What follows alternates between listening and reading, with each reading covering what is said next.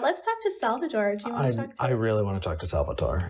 Okay. My grandpa's name was Salvatore. So that's cool. Oh. Salvatore in Louisiana? Yes. What would you what'd you call to talk about? First off, well, can I take a moment to fanboy just a little bit? Sure. Give us a minute to catch our bearings. Yeah, no, I've been listening to y'all forever, and I'm just really happy to be talking to you guys. So, cheers. Yeah, I'm glad you found us. Salvatore? Hello? You might have hit the mute button. Didn't know? There you are. There you are. Can y'all hear me? Yes. There you are. Okay. It might be my Wi-Fi going in and out. No worries. We're going to do our best. All right. What can we help you with? All right. Hey, guys. So I deconverted or deconstructed almost a decade ago. Cheers. And I actually I studied to be a Catholic priest for 4 years. Really? And Wow. one of the things, yeah, I did. Okay. Was never ordained. But you were in it. Oh yeah, no, I was in it to win it, man. Okay. So, but you found your way out? I did. It took me a long time, a very, very long time, and a lot of heartache. But one of the things I was... Go ahead. Yeah, I keep hearing myself talk over y'all, and I stopped. Sorry. No, it's okay. There's a bit of a delay. It takes practice. Honestly, hosting, we hear our voices in our ears the entire time we're doing the show, and we've, but after 5 years of doing it, you kind of get used to it. But go ahead. Don't worry. If just assume the best, and we're going to assume the best from you. If you talk over us a little bit, we understand that it could be the delay. Awesome. One of the things I did, and I was, 21 years old when I did this. I did my senior thesis in seminary on the problem of evil. Ooh, okay. And so I'm used to some of the theological gymnastics that Christianity and Catholicism has to jump through to kind of answer that problem or that question. Mm-hmm. And after I deconverted, I still held on to a lot of those attitudes and beliefs. Mm-hmm. And I don't know, is maybe in the past year or so, I've been thinking about the evil and the definition of evil. I'm like, for so long, I defined or thought of evil in terms of that which is opposed to God. Mm-hmm. And I looked around at the world, and I still see things that I would classify as evil. But again, I'm just questioning and always trying to think through things. I'm like, well, how do we talk about evil now as a skeptic? Like, mm-hmm. it's not that these things are opposed to God, because there is no God. But are there moral choices that rise to the level of evil? Can we call it evil? And so I just kind of got muddled, and I'm like, you know what? I'm going to call Eric and V and see what they have to say. What a subject! This is so good. I mean, the problem of evil, and really, what's amazing is there are a lot of apologists who will hang their hat on this idea that the existence of evil is so irrefutable that they use it as a proof for the existence of God. Yeah. And so. Yes, I've seen that. Yeah, and it's kind of one of those things that when you dive in deep enough, you take that microscope and you zoom in and you zoom in and you zoom in and you find that there's nothing there. I mean, let's look at some evil. Let's talk about evil, right? Because I believed in evil at one time. V. Oh yeah, absolutely. Yeah. So can we go with a non-Hitler? Non-Hitler. Evil. Yeah. What? Yes, please. Yeah. Let's brainstorm. What do you think, Salvatore? What's a good example of what you would have looked at in the past that you may have called evil that maybe you're questioning now? Ooh, I got one. How about abuse of a child? Damn, we're just going straight in there. All right, trigger warning potentially for some people. Yeah. Okay. Let's get heavy on a Sunday morning, y'all. That's right. I mean, let's be real. If you're going to have this conversation with a believer, they're not going to pull out the small guns. Okay. So is but is that kind of abuse, is abuse of a child, evil? So I would say it could be. It depends, and this is kind of where I get hung up. Mm-hmm. It depends on the intent. I mean, here's the questions I have, and I'm not saying that these are right or wrong.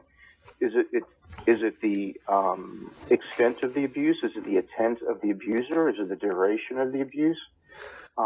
If you just have, like, you spank your child one time and that's it, that can be considered child abuse? Is that evil? Well, or are we talking like prolonged, grooming, and I don't want to get into like triggers or anything. Yeah, I was thinking worst of the worst here, and instead of picking apart what it could be, I do have a suggestion. Mm-hmm. Is it vile? Yes. Is it reprehensible? Yes. Does it need to stop? Yes. Should we do our absolute best as a society to make this world safe for the next generation and for future generations? Yes. Do we view it as immoral and unethical? Yes. We can talk about morality. We can talk about ethics because those are things that we create. Those are our values. And when you look at something like abuse, to say something is vile and reprehensible is not purely owned by theology. It's not purely owned by religion. The idea that you can see something as absolutely horrible is not completely, within the realm of religion. In fact, I would argue that you could only look at it in a secular way, because saying, this is bad because my invisible friend says so removes your own autonomy to be able to make a decision about the thing in the first place. You're just you could be just a psychopath on a leash, and the leash is whether or not you go to heaven.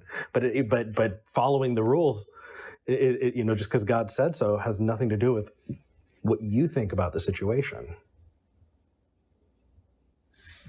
Okay. Yeah. No, I like the term vile, right? To me, sometimes unethical doesn't carry the same weight, but vile has kind of this visceral hit to it, Mm-hmm. I would say that, being that words are just tools that we use to describe concepts, and usually there are multiple concepts combined within them, I would say that everything you just listed, vile, unethical, against, what we understand to be helpful to the species, all of that combined, we could call evil if we wanted to, right? Evil, the problem with evil right now is that it does have a lot of religious baggage. And like you said, Salvatore, a lot of it does have to do with what is against God or what is antithetical to what we consider to be good, which also needs to be put under the microscope a lot of the time.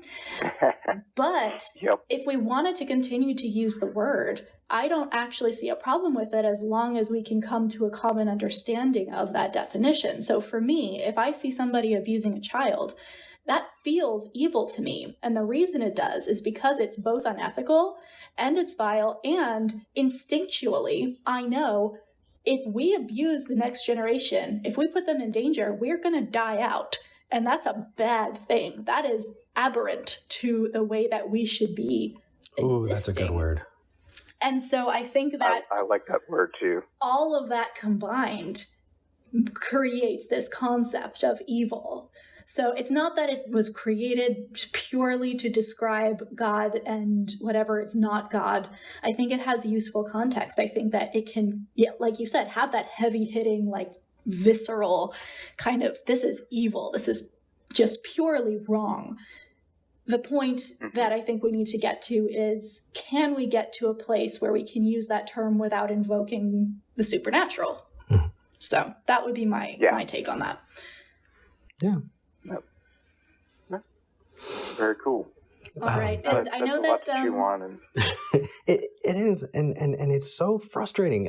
Wouldn't it be nice if we could just distill evil and just kind of break something down until we can isolate the evil component and say, well, it has about 3 grams of evil in it, and measure it that way. But that's just not how we use that term. It's a descriptor, and because it's a descriptor, Yeah, V, I think you're absolutely right. It's a definitions thing. And if we define it to be something that's useful to us, then that's perfect so long as the other person understands. I think we could probably come to a pretty universal understanding of what that word means if we use like a Venn diagram and like, is this unethical and is it also antithetical to survival?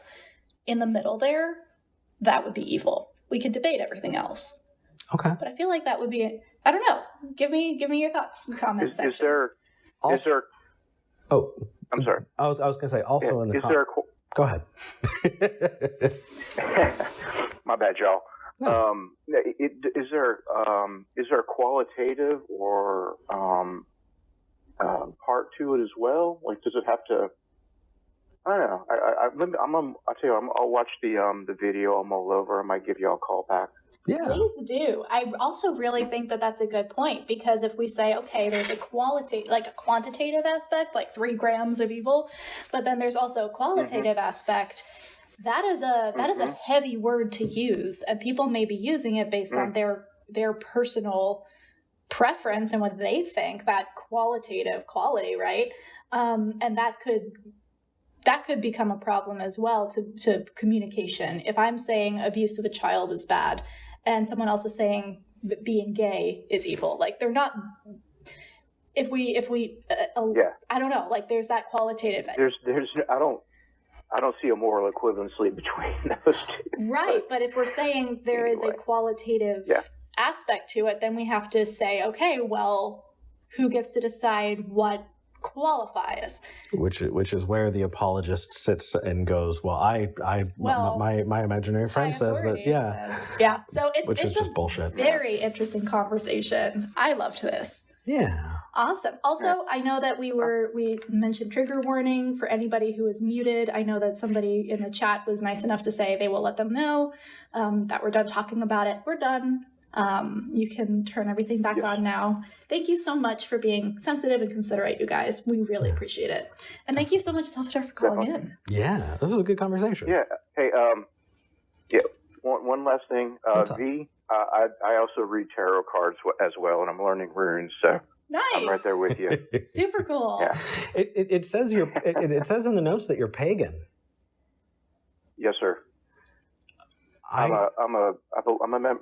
Do you mind me talking about it for a minute, or do you want to? I want you to call in on another week so we can just dive in on that. That would be a lot of fun. But I do really want to proudly say, hey, we had a productive, awesome conversation, and I'm really, really happy about that. Yeah, awesome. Okay. I'm going to hang up and squee now, guys. Take care, man. Good. Bye. All right. Bye, y'all. Aw, that was really nice. Hang up and squee.